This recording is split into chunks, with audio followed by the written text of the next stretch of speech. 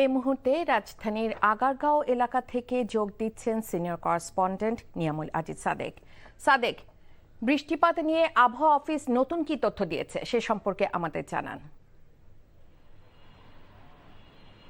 রায়কা, কিছুক্ষণ আগে আমরা কথা বলেছিলাম আবহাওয়াবিদ ওমর ফারুকের সাথে। তিনি বলেছেন যে এই যে মৌসুমী যে বৃষ্টিপাত, বিশেষ করে 100 মিলিমিটারের উপরে যে বৃষ্টিপাত, বা এটি খুবই স্বাভাবিক, কারণ এই জুলাই সময়টা হচ্ছে প্রচণ্ড বৃষ্টিপাতের সময়। তার সাথে লঘুচাপ রয়েছে, লঘুচাপে 400 মিলিমিটার পর্যন্ত বৃষ্টিপাত হওয়াটা তিনি বলছেন স্বাভাবিক, এবং এটি আগামী মাসের শেষের দিকে এই বৃষ্টিপাতের পরিমাণ কমে যেতে পারে বলে তিনি জানিয়েছেন। আর আপনার এর প্রভাবে আপনাকে যদি দেখাতে চাই, এখানে কিছুক্ষণ আগে আমরা দেখেছি বেশ কয়েকটি গাড়ি বিকল হয়ে গেছে, এবং এই যে ফ্লাইওভারটি, এই যে মেট্রো রেলের নিচের অংশটা দেখছেন, এর পরবর্তীতে কিন্তু বড় অংশ জুড়ে জলাবদ্ধতা রয়েছে।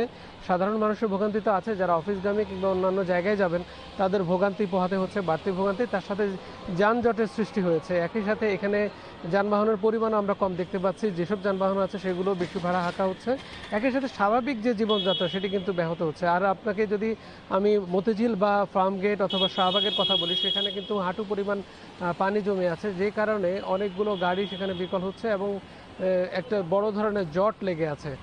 আর এই বৃষ্টিপাত কিন্তু স্বাভাবিক গতিতে আগামী মাসেও চলবে এবং থেমে থেমে বিভিন্ন সময় চলবে। তবে লঘুচাপের কারণে যে অধিক বৃষ্টিপাত, বিশেষ করে ঢাকায় আজকে 82 মিলিমিটার পর্যন্ত রেকর্ড করা হয়েছে 12টা পর্যন্ত, সেটি কিছুটা কমে আসবে, কিন্তু সময় সময় কিন্তু বড় ধরনের বৃষ্টিপাত বা ভারী বৃষ্টিপাত সেটি কিন্তু হতে থাকবে, এ কথা আবহাওয়াবিদ জানিয়েছে।